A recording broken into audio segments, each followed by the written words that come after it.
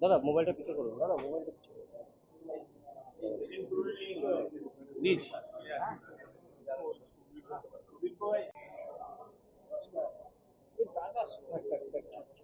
না না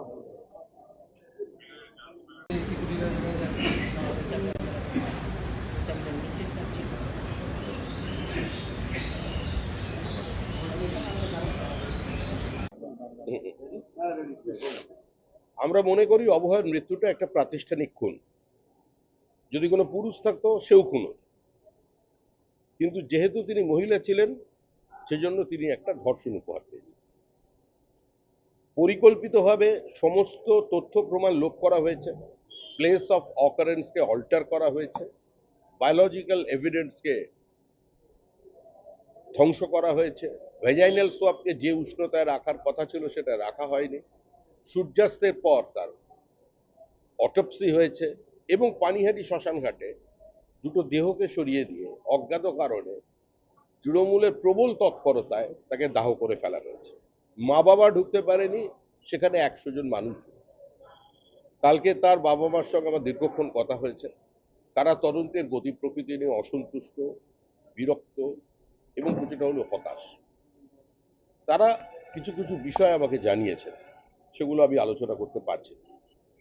আমাদের তরফ থেকে যে যা সহযোগিতা প্রয়োজন আমরা সহযোগিতা করব এবং এই অভয়াকে কেন্দ্র করে সারা পশ্চিমবঙ্গের মানুষ তৃণমূল কংগ্রেসের এই যে একদলীয় একচেটিয়া একাধিপত্য, এর বিরুদ্ধে কিন্তু রাস্তায় নেমেছে, এর প্রতিবাদ করেছে।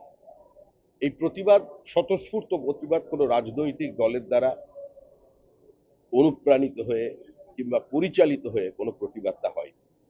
সমাজে এ ধরনের প্রতিবাদ জারি থাকুন, এটাই আমরা চাই।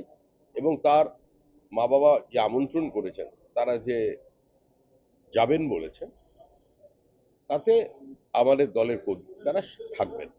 আমরা আমাদের সলিডারিটি এক্সপ্রেস করছি এবং তাদের এই চেষ্টা সফল হোক, এটা শুধু কোনো রাজনৈতিক দল কিংবা শুধুমাত্র তার বাবা মার মধ্যেই সীমাবদ্ধ নেই। এটা পশ্চিমবঙ্গের মানুষ এটাকে গ্রহণ করেছে, এর থেকে পরিত্রাণ চাইছে এবং এর বিচার চাইছে।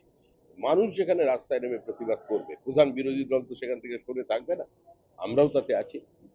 সাধারণ মানুষকেও আমন্ত্রণ জানিয়েছে দাদা, মানে আপনি কি বলবেন, মানে সাধারণ মানুষকে, মানে আমাদের সঙ্গে থাকতে? দেখুন, আমন্ত্রণ বিজেপি জানায়নি, আমন্ত্রণ ওরা জানিয়েছেন। আমরা খুশি হব যদি সর্বাত্মকভাবে রাজ্যবাসী দল মত নির্বিশেষে পতাকা ছেড়ে নিজের রাজনৈতিক রংটাকে একটু ভুলে গিয়ে এই আন্দোলনে সামিল হয়।